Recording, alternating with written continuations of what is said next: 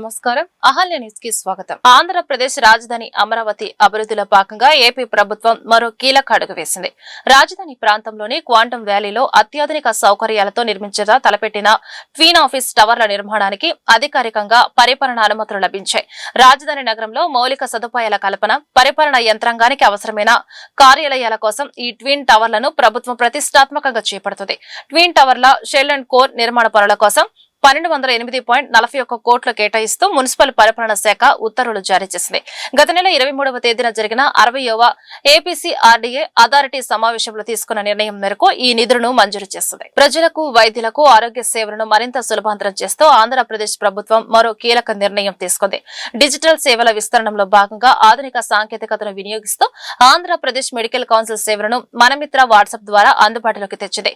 ఇకపై ప్రజలు మరియు వైద్యులు తమ మొబైల్ నుంచి 95523000009 వాట్సాప్ నెంబర్ కు హాయ్ లేదా అని మెసేజ్ పంపి తదనంతరం వచ్చే మెనూలో ఆరోగ్య శాఖ ఆప్షన్ ఎంచుకుని ఈ సేవలను సులభాంతరంగా పొందవచ్చు. ప్రభుత్వం ఏర్పాటు చేసే లేబర్ అడ్డా నిర్మాణాలు అందరికీ పని దొరికేలా చూడడంతో పాటు నైపుణ్య శిక్షణ కేంద్రాలుగాను మారతాయని మంత్రి వాసంశెట్టి సుభాష్ అన్నారు. మనమిత్ర యాప్ ద్వారా భవన నిర్మాణ కార్మికులకు రిజిస్ట్రేషన్ చేసుకునే అవకాశం కల్పిస్తున్నామని తెలిపారు. ముఖ్యమంత్రి చంద్రబాబు ఓ కార్మికుడిలా శ్రమిస్తూ కార్మికుల భద్రత, సంక్షేమం, అభివృద్ధి కోసం నిరంతరం కృషి చేస్తున్నారని మంత్రి వాసంశెట్టి సుభాష్ అన్నారు. శనివారం ఆయన మీడియాతో మాట్లాడుతూ ప్రభుత్వం ఏర్పాటు చేసే లేబర్ అడ్డా నిర్మాణాలు అందరికీ పని దొరికేలా చూడడంతో పాటు నైపుణ్య శిక్షణ కేంద్రాలుగాను మారతాయన్నారు. అమరావతి, పోలవరం సహా వివిధ పెట్టుబడుల నిర్మాణాలకు సంబంధించి కార్మికులకు అపార అవకాశాలు రాష్ట్రంలోనే ఉన్నందున దానిని సద్వినియోగం చేసుకోవాలని అన్నారు. ఒక కార్మికుడిలాగా శ్రమిస్తూ మరి ఈ కార్మికుల ఆరోగ్యం, భద్రత విషయంలో నిరంతరం ఆలోచించే గౌరవ ముఖ్యమంత్రి నారా చంద్రబాబు నాయుడు గారు మరి నిన్న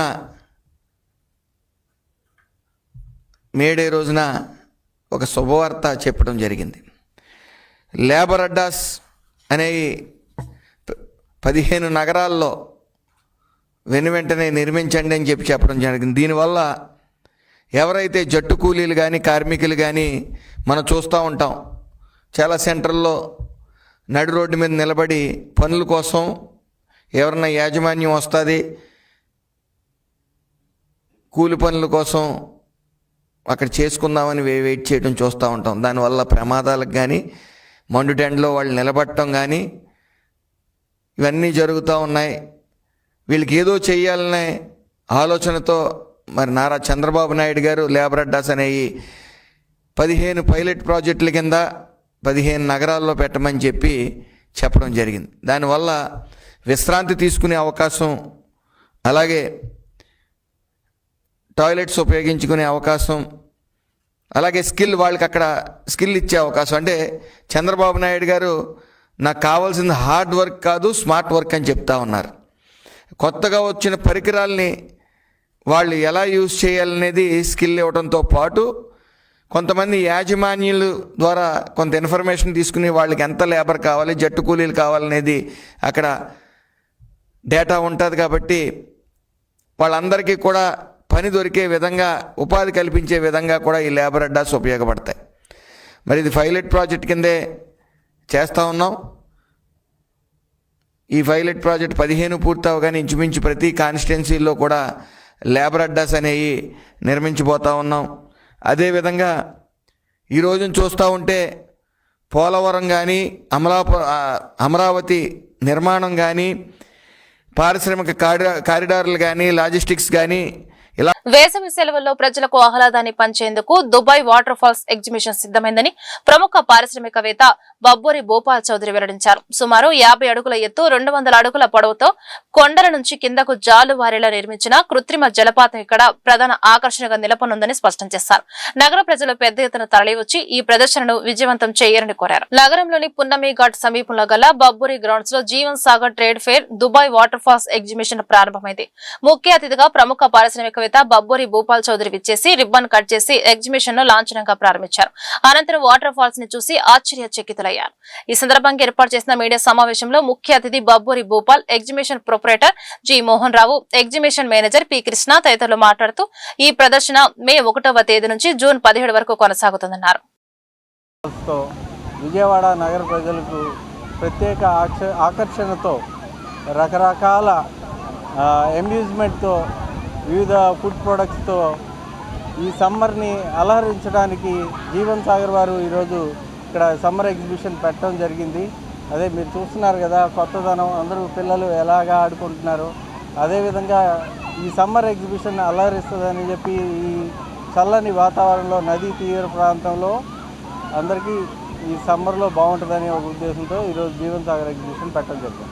జీవన్ సాగర్ ఎగ్జిబిషన్ కార్యక్రమ ప్రారంభోత్సవానికి ఇచ్చేసినటువంటి గౌరవనీయులు బబ్బూలి భూపాల్ గారికి ధన్యవాదాలు తెలియజేస్తూ, ఇప్పుడు మన విజయవాడలో మొట్టమొదటిసారిగా పున్నమి ఘాట్ పక్కన ఉన్నటువంటి బబ్బూరి గ్రౌండ్స్లో విజయవాడ ప్రజలందరూ, పిల్లలు పెద్దలు అందరూ ఎంజాయ్ చేసే విధంగా మరి దాదాపు 200 అడుగుల్లో సుమారుగా 50 అడుగుల ఎత్తుల నుండి కొండ నుంచి కిందకు పడిగే ఓ జలపాతంలాగా ఈ యొక్క దుబాయ్ వాటర్ ఫాల్స్ ఎగ్జిబిషన్ని మేము నిర్మించడం జరిగింది. ఈ యొక్క దుబాయ్ వాటర్ ఫాల్స్ గురించి చెప్పుకోవాలంటే ఇది ఒక కృత్రిమైనటువంటి ఒక జలపాతం అని చెప్పుకోవాలి. అదేవిధంగా విజయవాడ వేసవి సెలవుల్లో విజయవాడ ప్రజలందరికీ సేద తీరడానికి ఒక బబ్బూరి గ్రౌండ్స్ అనేది ఒక వేదిక అయింది.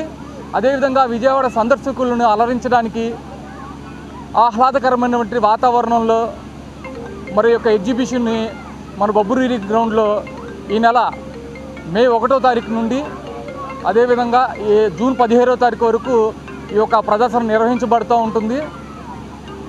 విజయవాడ ప్రజలందరూ ఈ యొక్క విషయాన్ని గమనించి మరి యొక్క ప్రదర్శనను వీక్షించి ఈ యొక్క ప్రదర్శనను విజయవంతం చేయాలని కోరుకుంటూ, అదేవిధంగా ఈ యొక్క దుబాయ్ వాటర్ ఫాల్స్ ఎగ్జిబిషన్స్లో దాదాపుగా 100కు పైగా ఇతర రాష్ట్రాల నుంచి వచ్చినటువంటి స్టాల్స్ ఉన్నాయి.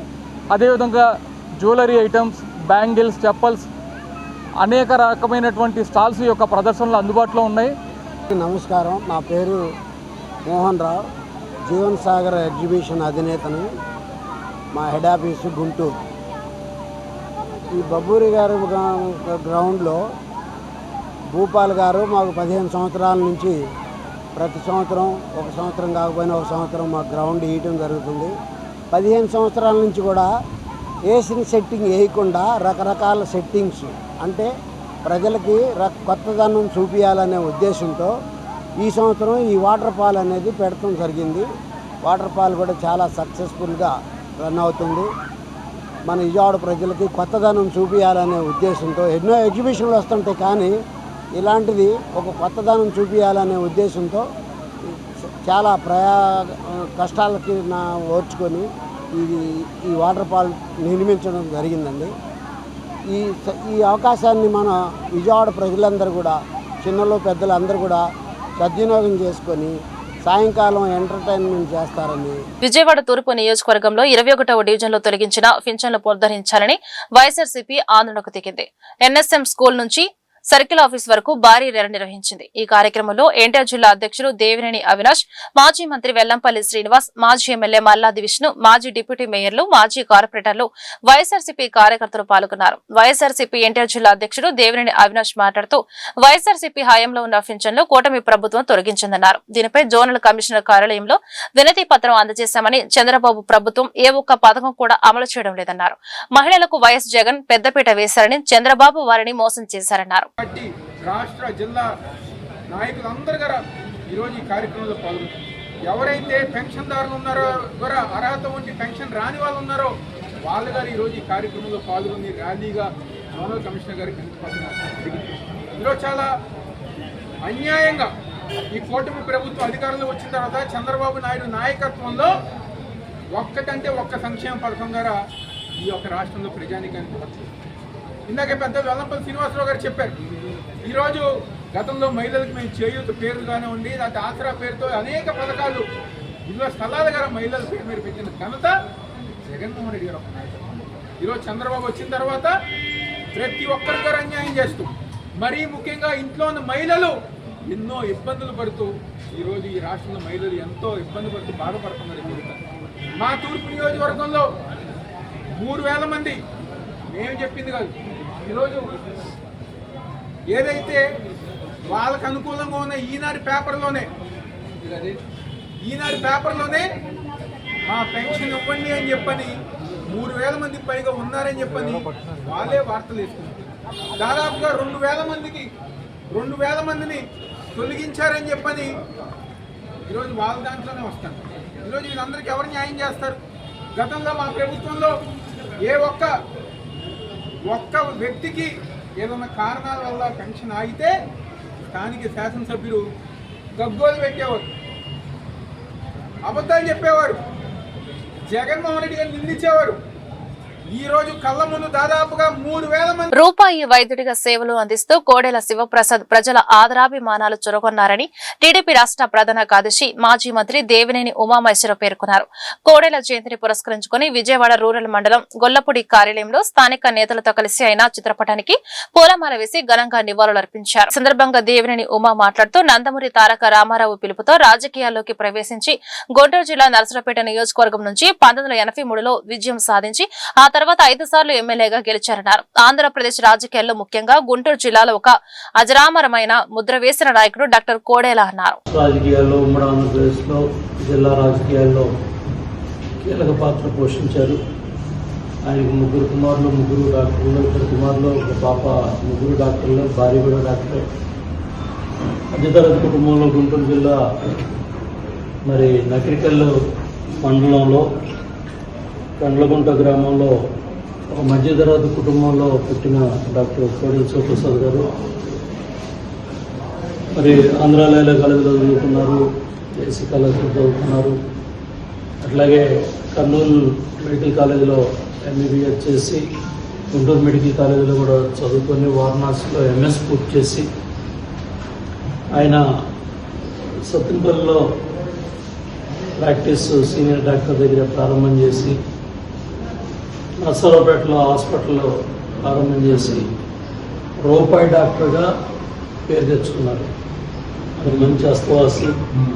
ఆ ఆపరేషన్స్ గైనిక్ ఆపరేషన్స్లో కానీ ఎంతోమందికి మరి సేవలు అందించడంలో రూపాయి డాక్టర్గా మంచి పేరు తెచ్చుకున్న డాక్టర్ గారిని ఎన్టీ రామారావు గారి పిలుపు మేరకు ఆ రోజు 1983లో పార్టీలో చేరటం, ఆ విధంగా మరి ఆయన నర్సరావుపేటకి 5 సార్లు శాసనసభ్యులుగా గెలిచారు. తర్వాత సత్తింపల్లిలో ఒకసారి శాసనసభ్యులుగా గెలిచి శాసనసభాపతి ఇవ్వటం జరిగింది. ఆయన సత్తింపల్లిలో కూడా ఎన్నో అభివృద్ధి కార్యక్రమాలు, రోడ్ల విషయంలో కావచ్చు, డ్రైన్లు కావచ్చు, అభివృద్ధి కార్యక్రమాలు కావచ్చు, విద్యుత్ స్తంభాల విషయంలో కావచ్చు, శ్మశానాలు బాగు చేయడంలో కావచ్చు, ఆధునీకరించడంలో కావచ్చు, అట్లాగే ముఖ్యంగా మరుగుదొడ్లు, టాయిలెట్స్ 20 కోట్లతో 21,000 టాయిలెట్స్ని రికార్డు సమయంలో మరి కట్టడం, అలాగే ఇంకుడు గుంతలు కూడా రికార్డు టైంలో మరి ఆయన తవ్వించడం, ఇన్ని కూడా గిన్నిస్ బుక్ ఆఫ్ వరల్డ్ రికార్డులోకి వెళ్ళాయి. అట్లాగే అవయవ దానం కూడా దగ్గర 11,597 మందికి ఎట్ ఏ టైం ఇవ్వడం కూడా గిన్నిస్ బుక్ ఆఫ్ వరల్డ్ రికార్డులో నమోదైంది. అట్లా డాక్టర్ గారు కోటప్పకుండా ప్రత్యేకంగా చెప్పుకోవాలి.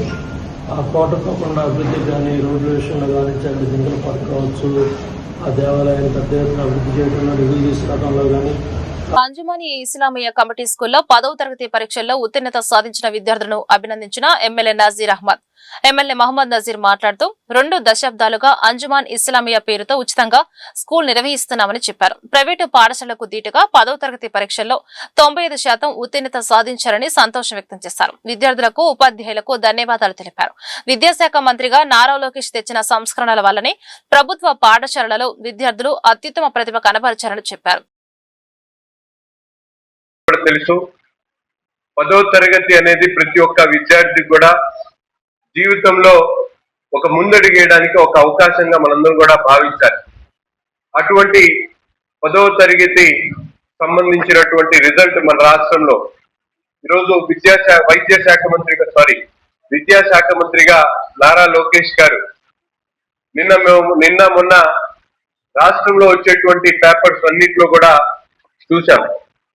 మెయిన్ పేపర్ లో గతంలో ఏదో ఒక కార్పొరేట్ స్కూల్ కి సంబంధించినటువంటి యాడ్ వచ్చేది. కానీ ఈ సంవత్సరం చాలా సంతోషమైనటువంటి విషయం ఏంటంటే ప్రభుత్వ పాఠశాలలో చదివినటువంటి విద్యార్థులు 596 మార్కులు సాధించినటువంటి వాళ్ళ ఫోటోలతో పేపర్లో వచ్చినటువంటి పరిస్థితులు. ఇది కేవలం ఒక కులానికో ఒక వర్గానికి కాదు, యావత్ ఆంధ్ర రాష్ట్ర ప్రజలకు ఒక సంతోషమైనటువంటి విషయంగా నేను భావిస్తా ఉన్నా. ఎందుకంటే విద్య అనేది ఏ ఒక్కరి సొత్తు కాదు, ప్రతి పేదవాడి హక్కుగా భావించేటువంటి ప్రభుత్వం ఈరోజు మన కూటమి ప్రభుత్వం. ఈ కూటమి ఆధ్వర్యంలో ప్రతి ఒక్క విద్యా సంస్థ కూడా మెరుగైనటువంటి ఫలితాలు సాధించాలనేటువంటి ఆలోచనతో మన విద్యాశాఖ మంత్రిగా ఉన్నటువంటి లోకేష్ గారు మొదటి సంవత్సరం నుండి, అంటే ఆయన విద్యాశాఖ మంత్రిగా ప్రమాణ స్వీకారం చేసినప్పటి నుండి ప్రతి ఒక్క విద్యార్థిలో ఉన్నటువంటి నైపుణ్యతను వెలికితీసి వారికి ఏ సబ్జెక్ట్ లో వీక్ ఉన్నారో వాళ్ళందరినీ కూడా 100 days ప్రోగ్రామ్ పెట్టి చదువుకునేటువంటి అవకాశాలను కానీ, అలాగే పేరెంట్ టీచర్ మీటింగ్ ద్వారా విద్యార్థుల్లో ఉన్నటువంటి లోపాలను సరిదిద్దేటువంటి కార్యక్రమం కానీ, మధ్యాహ్న భోజన పథకాన్ని మరింత పకడ్బందీగా ఎక్కడ కూడా లోపాలు లేకుండా అందించేటువంటి కార్యక్రమం కానీ, ముస్తాబ్ అనేటువంటి కార్యక్రమంలో పిల్లల్లో మోరల్ డిసిప్లిన్ ని పెంచేటువంటి కార్యక్రమం కానీ, ఈ విధమైనటువంటి ప్రణాళికతో ఈరోజు రాష్ట్రంలో ఆంధ్రప్రదేశ్ లో విద్య ఏ విధంగా వ్యాప్తి చెందుతుందో మనందరికి కూడా తెలుసు. అక్షర క్రమంలోనే కాకుండా విద్యలో కూడా ఆంధ్రప్రదేశ్ మొదటి వరుసలో ఉండాలనేటువంటి ఆలోచనతో ఈ విధమైనటువంటి కార్యక్రమాలు మన నారా లోకేష్ గారు చేపడతా ఉన్నారు. అందులో భాగంగానే అంజుమన్ ఇస్లామియాలో విద్యార్థులను కూడా రాబోయేటువంటి రోజుల్లో ప్రైవేట్ కార్పొరేట్ పాఠశాలకు దీటుగా ఇక్కడ చదివేటువంటి ప్రతి ఒక్క విద్యార్థి అమర్తలూరు మండలం అమర్తలూరు గ్రామంలోని ఎస్సీ కాలనీలో అభివృద్ధి కార్యక్రమాలు మరియు ప్రజాసేవా కార్యక్రమాలు ఘనంగా నిర్వహించబడ్డాయి. అమర్తలూరు గ్రామంలో 15 లక్షల వ్యయంతో నిర్మించిన సైడ్ డ్రైన్స్ మరియు 7 లక్షల వ్యయంతో ఎంపీడీఓ కార్యాలయం వద్ద నిర్మించిన ప్రజావేదికను వేమూరు నియోజకవర్గ శాసనసభ్యులు నక్క ఆనందబాబు ఘనంగా ప్రారంభించారు. ఈ సందర్భంగా గ్రామ అభివృద్ధికి ప్రభుత్వం కట్టుబడి ఉందని ఎమ్మెల్యే పేర్కొన్నారు. అమర్తలూరు మండలంలో నిర్వహించిన మీకోసం ప్రజా ఫిర్యాదుల పరిష్కార కార్యక్రమంలో ఎమ్మెల్యే నక్క ఆనందబాబు పాల్గొన్నారు. మండల పరిధిలోని పలు గ్రామాల నుండి వచ్చిన ప్రజల అర్జీలను ఎమ్మెల్యే స్వీకరించారు. మంచి శుభకార్యానికి శ్రీకారం చుట్టిందని నేను అనుకుంటాను. ఈ ప్రజావేదిక ఈ మండలంలోని ప్రజలందరూ కూడా వాళ్ళ సమస్యల పరిష్కారానికి ఒక మంచి వేదికగా నిలుస్తుందని నేను ఈ సందర్భంగా తెలియజేస్తా ఉన్నా. ఒక వేదిక నిర్మాణం చేశారు, వారికి వారుగా ఆలోచన చేసి ఒక మంచి పేరు పెట్టారు. ప్రజా సమస్యల పరిష్కారం కోసం నిరంతరం పరితపించేటటువంటి నాయకుడు చంద్రబాబు నాయుడు గారు ఎలా పరిపాలన చేస్తూ ఉన్నాడు. ముఖ్యమంత్రి గారు PGRS ప్రజా సమస్యల పరిష్కారం దిశగా ఆయన ప్రయత్నం చేస్తూ ఉన్నాడు. ప్రజల మధ్యకి వెళ్తూ ఉన్నాడు. ప్రజల్ని వారి దగ్గరికి తీసుకొచ్చి సమస్యలు ఏంటో తెలుసుకొని ఎప్పటికప్పుడు పరిష్కరించడానికి అనేక చర్యలు తీసుకుంటూ ఉన్నారు. అదేవిధంగా వారితో పాటు నారా లోకేష్ గారు ఇదే కార్యక్రమం PGRS ద్వారా ప్రజా సమస్యలు తెలుసుకొని పరిష్కారానికి రాష్ట్ర వ్యాప్తంగా వివిధ వర్గాల యొక్క సంక్షేమం కోసం కృషి చేస్తూ ఉన్నారు.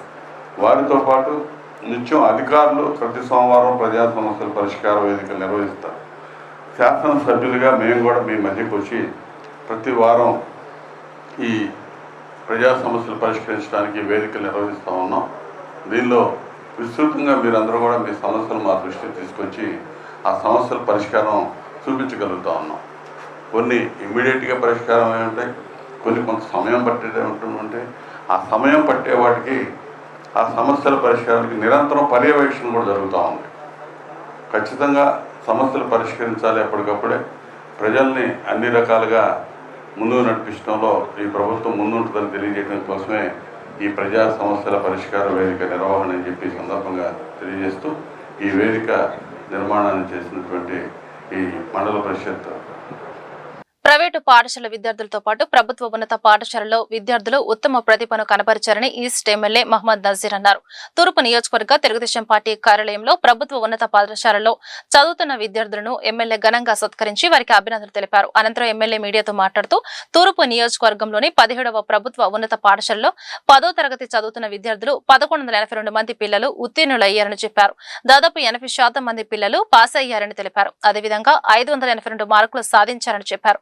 ఈ ఈ ఘనత సాధించడానికి సహకరించిన విద్యాశాఖ అధికారులకు ఉపాధ్యాయులకు ప్రత్యేకంగా ధన్యవాదములు శుభాకాంక్షలు తెలుపుతున్నారని అన్నారు. విద్యాశాఖ మంత్రి నారా లోకేష్ ఆదేశాలతో ప్రైవేటు పాఠశాల విద్యార్థులకు దీటుగా ప్రభుత్వ పాఠశాల విద్యార్థులను తీర్చిదిద్దే విధంగా 100 రోజుల ప్రత్యేక తరగతులు ఉపాధ్యాయులు విద్యార్థులకు నిర్వహించి ఉత్తమ ఫలితాలు సాధించడం అభినందనీయమని అన్నారు. గతంలో ప్రైవేటు పాఠశాలకు సంబంధించిన ప్రకటనలు వచ్చేవి. నేడు ప్రభుత్వ పాఠశాల ప్రకటన వచ్చే విధంగా విద్యార్థులు తమ ప్రతిభను చూపించారని చెప్పారు. ఈరోజు ప్రభుత్వ పాఠశాలలో చదివేటువంటి విద్యార్థుల్లో గుంటూరు తూర్పు నియోజకవర్గంలో ఉన్నటువంటి 17 హై స్కూల్కి సంబంధించినటువంటి 1182 మంది పిల్లలు, దాంట్లో దాదాపు 80% మంది పాస్ అవడంతో పాటు 582 మార్కులు హైయెస్ట్ మార్కులుగా గుంటూరు తూర్పు నియోజకవర్గంలో స్కోర్ చేయడం జరిగింది. దీనికి విద్యాశాఖకు సంబంధించినటువంటి అధికారులకు, ఉపాధ్యాయులకు, ప్రభుత్వ ఉపాధ్యాయులందరికీ కూడా ప్రత్యేకమైనటువంటి ధన్యవాదాలు, శుభాకాంక్షలు తెలుపుతా ఉన్నాం. ఈరోజు మన గౌరవ విద్యాశాఖ మంత్రి నారా లోకేష్ గారి ఆధ్వర్యంలో గతంలో ఎప్పుడు లేనటువంటి విధంగా 10వ తరగతి పరీక్షలు పాస్ అవ్వాల్సినటువంటి అవసరాన్ని ప్రతి ఒక్కరికి కూడా తెలియజేసేటువంటి విధంగా ఈరోజు 100 రోజుల ప్రోగ్రాంని పెట్టి స్పెషల్ క్లాసుల ద్వారా, అంటే ప్రైవేట్ పాఠశాలకు దీటుగా ప్రభుత్వ పాఠశాల విద్యార్థులను కూడా తయారు చేయాలనేటువంటి ఒక సంకల్పంతో నారా లోకేష్ గారు 100 రోజుల ప్రోగ్రాం పెట్టి వాళ్ళనందరినీ కూడా స్పెషల్ క్లాసులు కండక్ట్ చేయడంతో పాటు అలాగే ప్రతి టర్మ్ కూడా ఏ ఎగ్జామ్ పెట్టాలి, ఏ సబ్జెక్ట్ మీద ట్రైన్ చేయాలనేటువంటి స్టాండర్డ్ ప్రొఫార్మాతో స్కూల్స్ని నడిపించడం జరిగింది. దీని ద్వారా ప్రత్యేకమైనటువంటి శ్రద్ధతో ఉపాధ్యాయులు కూడా పనిచేయడం, ఒక మంచి రిజల్ట్ కూడా మనందరూ కూడా దక్కినటువంటి పరిస్థితి. ఈరోజు అంతేకాకుండా మనందరం ఎంతో గర్వంగా ఫీల్ అవ్వాల్సినటువంటి పరిస్థితి ఉంది. ఎందుకంటే గతంలో కార్పొరేట్ పాఠశాలకు సంబంధించినటువంటి విద్యార్థులు 10వ తరగతి ఎగ్జామ్ పాస్ అయినటువంటి అడ్వర్టైజ్మెంట్స్ వచ్చాయి. కానీ ఈరోజు ప్రభుత్వ శాఖలో, ప్రభుత్వ పాఠశాలలో చదివినటువంటి విద్యార్థుల ఫోటోలతో యాడ్ రావడం అనేది మనకు చాలా గర్వకారణం. తప్పకుండా దీనికి కారణమైనటువంటి విద్యాశాఖ మంత్రి గారికి, అలాగే విద్యాశాఖ అధికారులకు, అలాగే ఉపాధ్యాయులకు, పాస్ అయినటువంటి విద్యార్థులందరికీ కూడా ప్రత్యేకమైనటువంటి ధన్యవాదాలు తెలుపుతూ తప్పకుండా ఈ నియోజకవర్గంలో ప్రతి ఒక్క స్కూల్ మీద కూడా ప్రత్యేకమైనటువంటి దృష్టితో ఇక్కడ జరుగుతున్నటువంటి చదువుకుంటున్నటువంటి విద్యార్థుల అభివృద్ధి కోసం ఎటువంటి కార్యాచరణ తీసుకోవాలనేటువంటి దాని మీద తప్పకుండా స్టెప్ బై స్టెప్ మేము కూడా ఫాలో అవుతాం. రాబోయేటువంటి సంవత్సరం ఇప్పుడు వచ్చినటువంటి రిజల్ట్ కన్నా మెరుగైనటువంటి రిజల్ట్ సాధించేటువంటి దిశగా అక్కడ చదువుతున్నటువంటి విద్యార్థులు కేవలం చదువుకే పరిమితం కాకుండా వాళ్ళలో అనేక రకాల స్కిల్స్ని డెవలప్ చేసి స్పోర్ట్స్ని మరింత ఎంకరేజ్ చేసేటువంటి విధంగా ఈ పాఠశాలలన్నింటినీ కూడా మేము తీర్చిదిద్దుతామని చెప్పి ఈ సందర్భంగా తెలియజేస్తూ ప్రభుత్వం ఇంకా మెరుగైనటువంటి ఆలోచనతో తప్పకుండా వచ్చే సంవత్సరం పనిచేయబోతా ఉందని చెప్పి ఈ వార్త ఇంతటితో సమాప్తం. నమస్కారం.